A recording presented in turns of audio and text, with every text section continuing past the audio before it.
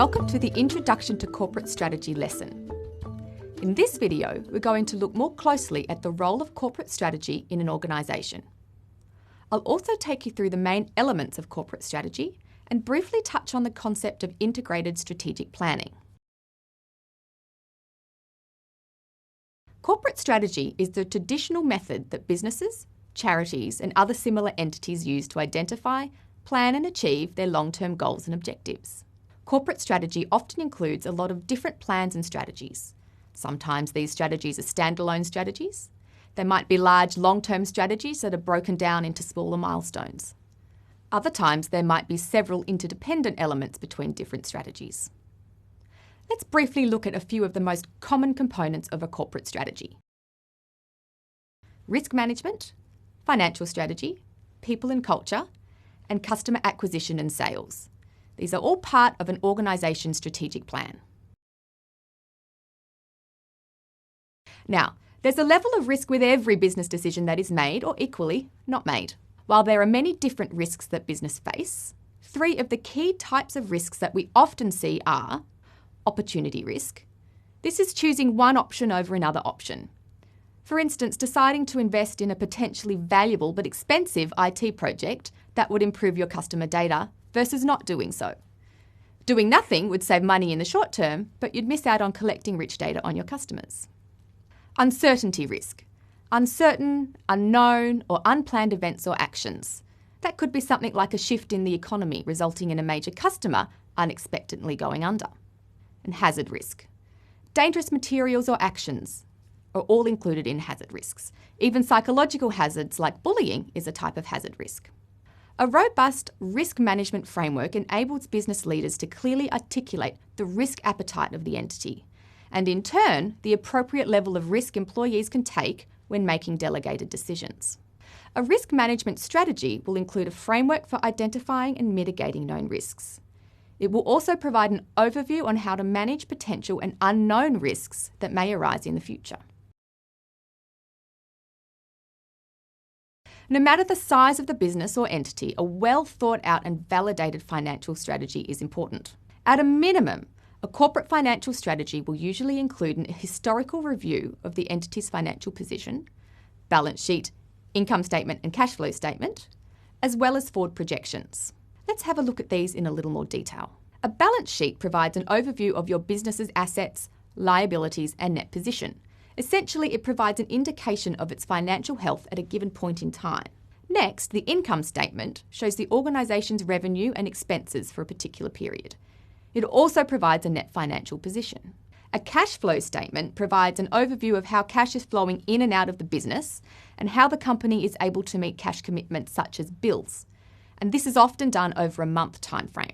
Finally, financial projections estimate the future performance and position of a company. This could include a budget, but may also include asset forecasts. A financial strategy may also articulate the entity's appetite for internal debt, bad debtors and creditors, investment considerations and horizon growth. Financial strategies are a very large piece of work. A robust people and culture strategy is critical to business success. It's no use having an amazing product or service if you don't have the right people and culture to deliver it. At a minimum, a people and culture strategy will include a roadmap to a desired workplace culture, a workforce planning strategy, a productivity strategy, and a succession and legacy plan. All of these elements work together to help you build a strong and effective workplace culture in the short, medium, and long term.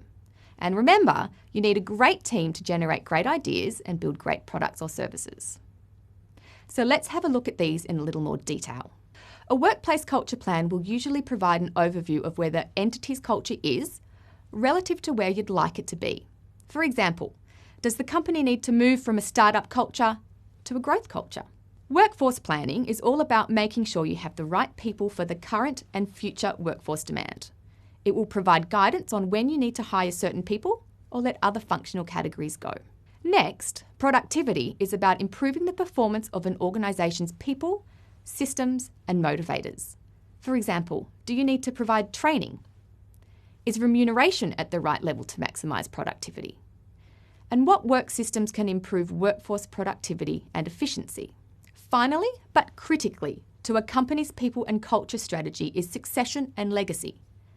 At a minimum, an entity should have strategic framework in place for replacing C-suite, board, and other critical positions.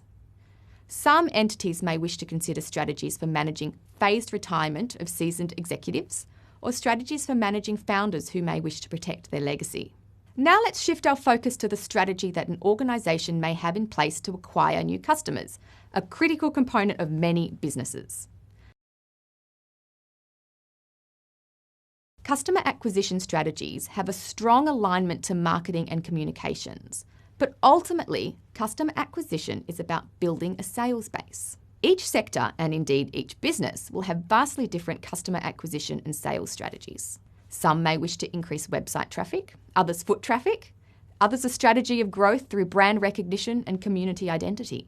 No matter what your business is, your strategy should clearly set a roadmap for increasing customer volume and converting digital or foot traffic to sales leads. This strategy ensures a meaningful, structured and sustainable growth plan rather than a haphazard attempt.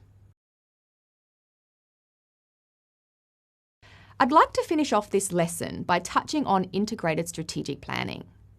Integrated strategic planning is a methodology of strategic planning that suggests each of the above plans should be developed in a collaborative manner, with each document being live and not simply updated on an annual basis.